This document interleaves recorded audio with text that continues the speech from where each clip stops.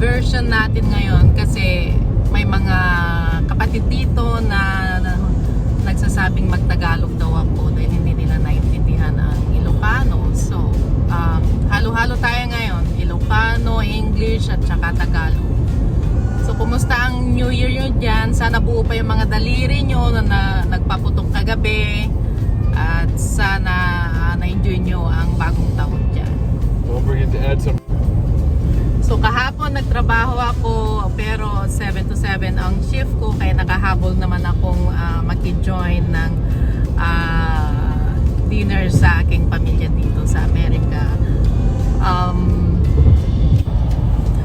Off naman ako ngayon, so ang pupunta kami sa may snow. So ayan, tignan nyo. So ang buhay namin dito pagkatapos ng holiday or habang holiday at naka-off kami, lalabas kami gaya ngayon, hindi kailangan gumastos, lalabas kami para pumunta sa may snow kung may mahanap kaming snow. Maluwag din ang kalye ngayon, ayan kung makikita nyo, ayan wala pong traffic, so mabilis lang ang biyahe. Mostly lahat ng mga tao din dito, naka-stay lang sila sa kanilang tahanan para may spend yung holiday, lalo na ngayon pandemic.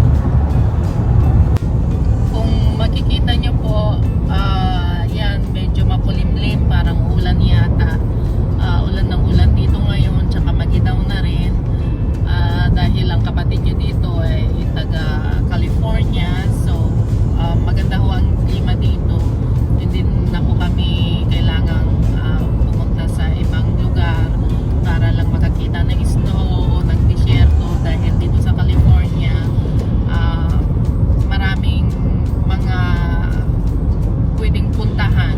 Kung gusto naming pumunta sa snow, nandyan yung Lake Tahoe na pwede naming puntahan, o kaya may disyerto din kami dito na yung tinatawag naming Death Valley. So, ganyan lang po ang buhay namin dito mga kapatid. Kapag off dito, kailangan bigyan mo din yung sarili mo na mag-enjoy. Lumabas ka din, paminsan-minsan. Gaya ng ginagawa namin dito ngayon. Lalabas kami dahil pag lagi kang nasa trabaho, mababurn out ka sa kabisihan. So, totoo yung sinasabi nga nila na time is gold dito sa Amerika dahil lahat ng mga tao dito ay busy. Let's say hi to them in the Philippines. Okay, fine. While I'm driving, I'll just go, hello! It's like, maligayang Pasko! Hello! Maligayang Pasko! Maligayang Pasko! Naimbag nga barutawan nyo! Scooby-Dooby-Doo! What? Say, naimbag nga barutawan nyo! So, I'm gonna drive now. Okay. So, outing ng buong pamilya ngayon. So, ayan po yung anak ko. Say hi, Marco. Ilocano. Naimbag. Say hello to your family in Ilocano. Say, nga barutawan nyo. Amin dita. Apo. Okay. So lahat ho, pati mga alaga naming mga hayop po dito, parang pamilya namin. Pag lumalabas kami, kasama namin po sila. Lalo na ngayon, COVID, hindi naman po kami magrerenta ng mga hotels. So sinasama namin po ang aming mga alaga. So, yan po ang kagandahan kapag nurse ka dito mga kapatid dahil may mga options ka naman kung anong shift ang gusto mong itrabaho. So, ako dahil day shift ako, tsaka 3 times a week lang ako nagtatrabaho. So, maluwag po naman yung day off ko para makalabas kami ng pamilya ko. Yung iba naman, mga 8 hours shift lang sila. Niloloko po ako ng asawa ko dito. Ay nako. Shout out pala sa isang kapatid natin na nagtatrabaho ngayon na nag-post sa Facebook niya na mayroong sign na dollar, meaning dahil holiday dito ngayon, time and a half ang bayad sa kanya. So sinabi ko na i-vlog nga kita. Sabi naman okay daw. So shout out kay Loreto Paragas. So nag-overtime siya ngayon. Ibang-iba po ang New Year dito kumpara dyan sa Pilipinas.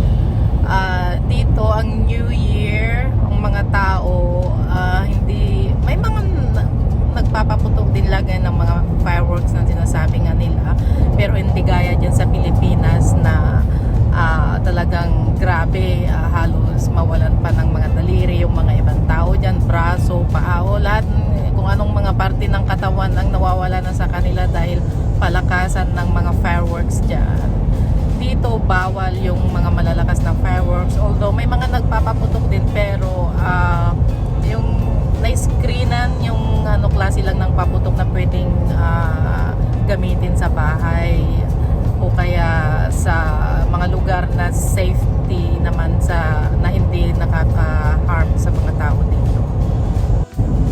So bilang isang nurse dito sa Amerika, kaya naman po ako nagbablog para naman po kahit paano maka-encourage naman sa mga kapatid natin dyan, mga adding Merry Christmas. na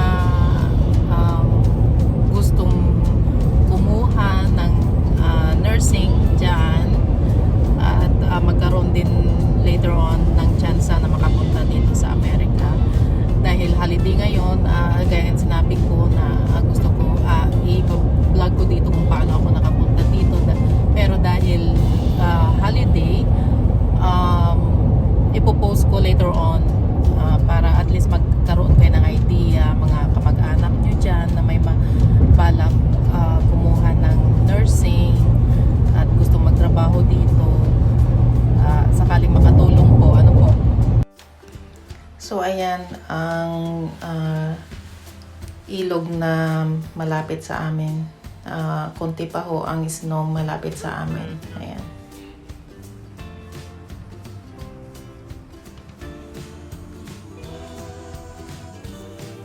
So, kunting handa lang naman yung ginawa namin kagabi. Pagkagaling ko sa trabaho, nakapagluto naman ako ng konti.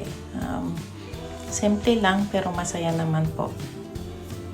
Mula po sa aming pamilya, binabati namin uli kayo ng maligayang bagong taon o manigong bagong taon. Happy New Year po sa inyong lahat. Mag-ingat po kayo dyan.